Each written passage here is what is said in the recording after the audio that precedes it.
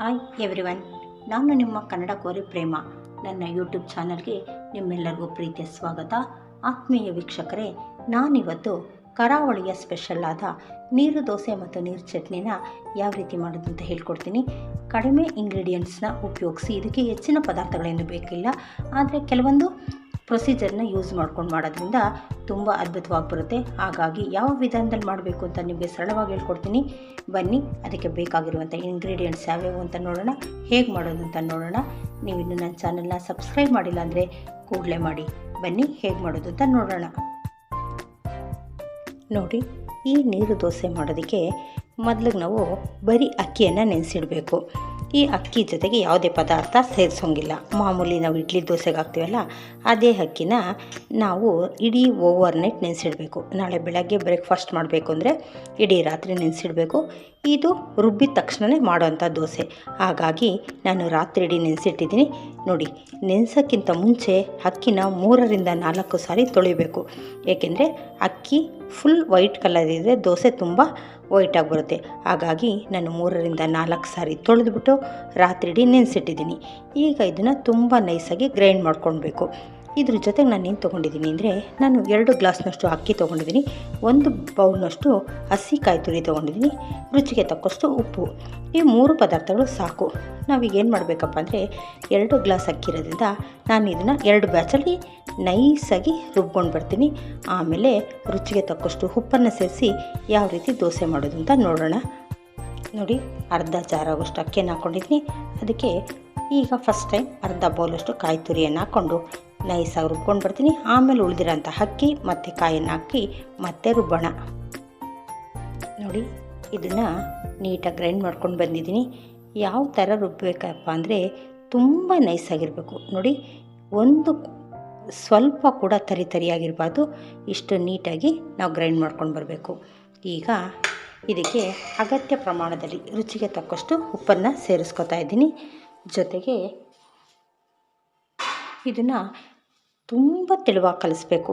ಎಷ್ಟು ತೆಳುವಾಗಿ ಕಲಿಸ್ಬೇಕಂದ್ರೆ, ನೀರು ದೋಸೆ ಅಂದರೆ ನೀರು ರೀತಿಯಾಗಿ ಹಿಟ್ಟಿರಬೇಕು. ನಾನು ತೊಗೊಂಡಿರೋಂಥ 2 ಗ್ಲಾಸ್ ಅಕ್ಕಿಗೆ ಮಿನಿಮಮ್ 4-5 ಗ್ಲಾಸಷ್ಟು ನೀರು ಸೇರಿಸ್ಬೇಕು. ನೋಡಿ, ಈ ರೀತಿ ತಿರುಗಿಸ್ತಾ ಸ್ವಲ್ಪನೂ ಗಂಟು ಬರಲ್ಲ. ನಾವು ನೀಟಾಗಿ ರುಬ್ಬಿರೋದ್ರಿಂದ ಈ ಥರ ಕನ್ಸಿಸ್ಟೆನ್ಸಿ ನೋಡ್ತಾ ಜಾರ್ ತೊಳೆದ್ಬಿಟ್ಟು ಆ ಎಲ್ಲ ನೀರನ್ನು ಸೇರಿಸ್ಬೇಕು.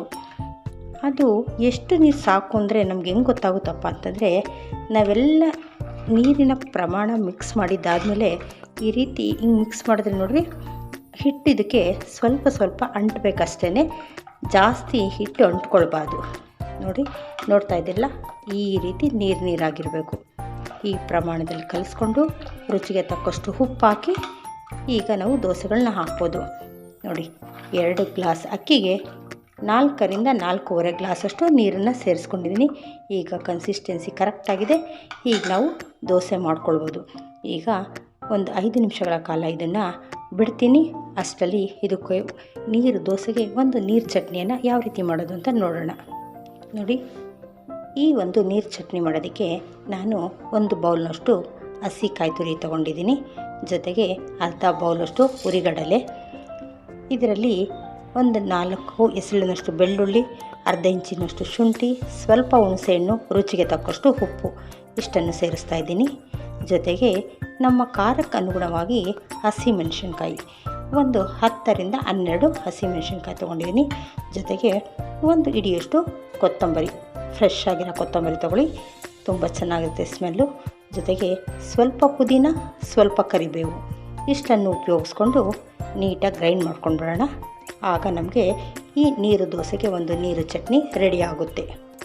ನೋಡಿ, ಚಟ್ನಿ ರೆಡಿಯಾಗಿದೆ. ಈಗ ಇದಕ್ಕೆ ಒಂದು ಸಿಂಪಲ್ಲಾಗಿ ಒಂದು ಒಗ್ಗರಣೆಯನ್ನು ಕೊಡ್ತೀನಿ. ಇದಕ್ಕೆ ಬೇರೆ ಏನೂ ಹಾಕಿಲ್ಲ. ಎಣ್ಣೆ, ಸಾಸಿವೆ, ಕರಿಬೇವು, 2 ಒಣಮೆಣಸು, ಇಷ್ಟನ್ನು ಹಾಕಿ ಅದಕ್ಕೊಂದು ಒಗ್ಗರಣೆ ಕೊಟ್ಟು ಆ ನಂತರ ಯಾವ ರೀತಿಯಾಗಿ ದೋಸೆ ಮಾಡೋದು ಅಂತ ನೋಡೋಣ ಬನ್ನಿ. ಈ ರೀತಿ ಹೆಚ್ಚು ನೀರನ್ನು ಸೇರಿಸ್ಬೇಕು. ರುಚಿಗೆ ತಕ್ಕಷ್ಟು ಉಪ್ಪು, ಖಾರ ಎಲ್ಲವನ್ನು ಸೇರಿಸ್ಬೇಕು. ಸೇರಿಸಿದ್ರೆ ನೀರು ದೋಸೆಗೆ ನೀರು ಚಟ್ನಿ ರೆಡಿಯಾಗಿದೆ. ಈಗ ನಾನು ದೋಸೆಗಳನ್ನ ಹಾಕೋದಕ್ಕೆ ಪ್ರಾರಂಭ ಮಾಡ್ತೀನಿ. ನೋಡಿ, ತವಾ ಇಟ್ಟಿದ್ದೀನಿ. ಈಗ ಬಿಸಿಯಾಗಿದೆ. ಈಗ ನಾವೇನು ಮಾಡಬೇಕಪ್ಪ ಅಂದರೆ, ನಾವು ಸೌಟಲ್ಲಿ ಹಾಕೋದಕ್ಕಿಂತ ಈ ರೀತಿ ಬೌಲಲ್ಲಿ ಹಾಕಿದ್ರೆ ಈಸಿ ಆಗುತ್ತೆ. ಈ ರೀತಿ ಎಲ್ಲ ಕಡೆಗೂ ಹಿಟ್ಟನ್ನು ಸ್ಪ್ರೆಡ್ ಮಾಡ್ತಾ ಬರಬೇಕು.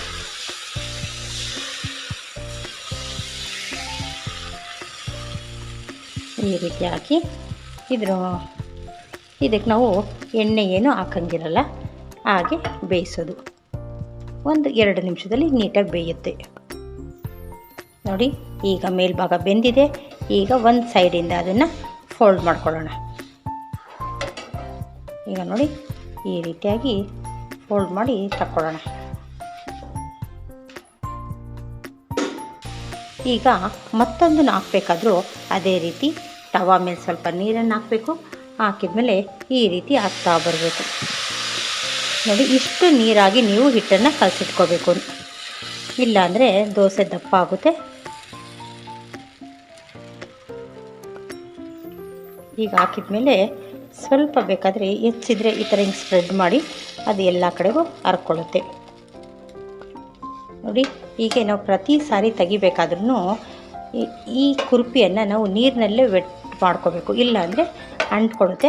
ಹಾಗಾಗಿ ವೆಟ್ ಮಾಡ್ಕೊಳ್ತಾ ಇದನ್ನು ನಾವು ಫೋಲ್ಡ್ ಮಾಡಬೇಕಾಗುತ್ತೆ. ಈ ರೀತಿ ಫೋಲ್ಡ್ ಮಾಡ್ಕೊಂಡು ಎತ್ಕೊಳ್ಳೋಣ. ಈಗ ಅದೇ ರೀತಿ ಒಂದೊಂದಾಗಿ ಈಸಿಯಾಗಿ ಹಾಕ್ಕೊಂಬನ್ನಿ. ಸ್ವಲ್ಪ ಪ್ರತಿ ಸಾರಿನೂ ನೀರನ್ನ ಹೆಂಚಿಗೆ ಹಾಕ್ರಿ. ಈಗ ನೋಡಿ, ಇದೇ ರೀತಿ ಈಸಿಯಾಗಿ ಬರುತ್ತೆ. ಇಷ್ಟು ತೆಳುವಾಗಿ ಹಾಕ್ತಾ ಬನ್ನಿ. ಇದಕ್ಕೆ ಯಾವುದೇ ರೀತಿ ಎಣ್ಣೆ ಹಾಕೋದು ಬೇಡ. ಫಸ್ಟ್ ಟೈಮ್ ಹೆಂಚು ಕಾಯ್ದಿರುತ್ತಲ್ವ, ನೆಕ್ಸ್ಟ್ ಬೇಗ ಬೇಗ ಆಗುತ್ತೆ. ಆದರೆ ಇದನ್ನು ಎತ್ತೋದಕ್ಕೆ ಸ್ವಲ್ಪ ಯಾವಾಗಲೂ ಕುರ್ಪಿನ ನೀರಲ್ಲೇ ಇಟ್ಟಿರಬೇಕು, ಆಗ ದೋಸೆಗೆ ಅಂಟ್ಕೊಳ್ಳಲ್ಲ.